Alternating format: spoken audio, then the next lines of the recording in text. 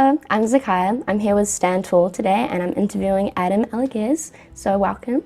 Thanks, Zykyia. It's great to be here. Yeah, I'm very excited to have you on. First question was, how was life before the Conqueror? So did you go to uni, do any courses, 9-to-5 job, anything like that? Yeah, all of the above. So from school, went to uni, did PE at Otago, then came up to the Bay and did a teaching diploma, and then taught PE for 3 years at Kati College, just up the road.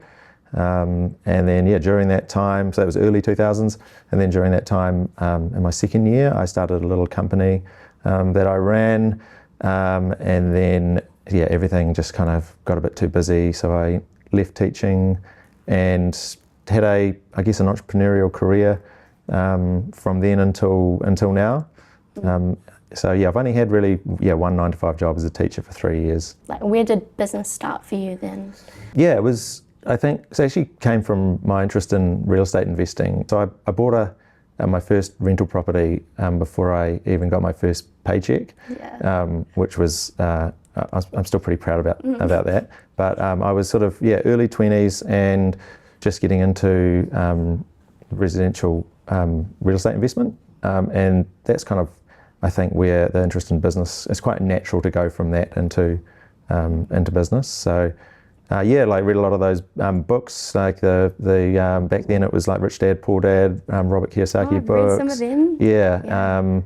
A whole bunch of those sort of business books around that time as well, which kind of really got me fired up into deciding that that's what I wanted to do. So was there like a specific point in that time when you're like, yes, I'm just going to go full? Yeah, I think it's just I wouldn't say a specific point, but I definitely remember having a moment where I was just determined to take that pathway.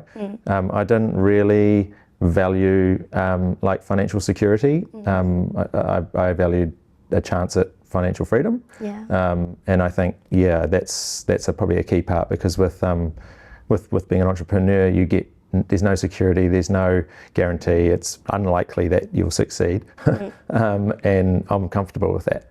That's worth that's a price that I was happy to pay in order to have a chance at financial freedom. So I'm sure if you've read the Robert Kiyosaki stuff, that resonates pretty with yourself. So Okay, and what is the Conqueror? So the Conqueror is a fitness goal setting app where people essentially cash in their miles that they do, say walking, running, cycling, for really epic medals. And the way we deliver that is an experience through the app where a person would take on like a challenge, which might be walking the length of New Zealand, and they might want to do that over a period of time, like 6 months.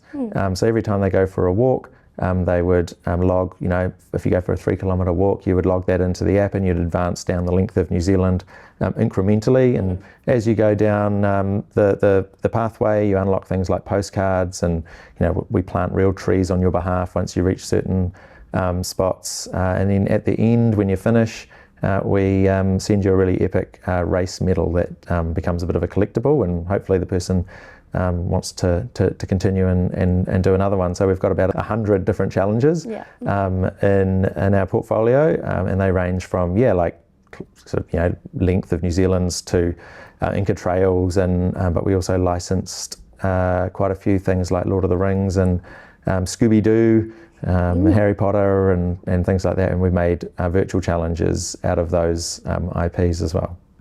Beforehand, did you at all prepared to leave like a stable, what people would say? No, it just felt like the right thing to do.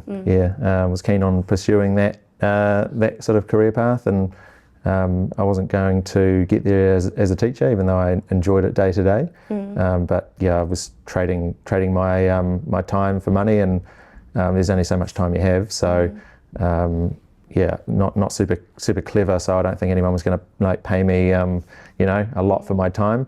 The only other option is to become an entrepreneur. How was it then jumping from like being an employee to an employer, so a boss? It took a while before I actually employed anyone. So I was very much a solo entrepreneur for a long time. And that's the great thing about being an entrepreneur, is that you don't have to hire people straight away, and you can do a lot of stuff yourself. you know, especially with tech, and you can kind of contract, you can get, you know, things. So if you need tech built, you can get people to build it without actually having to employ them.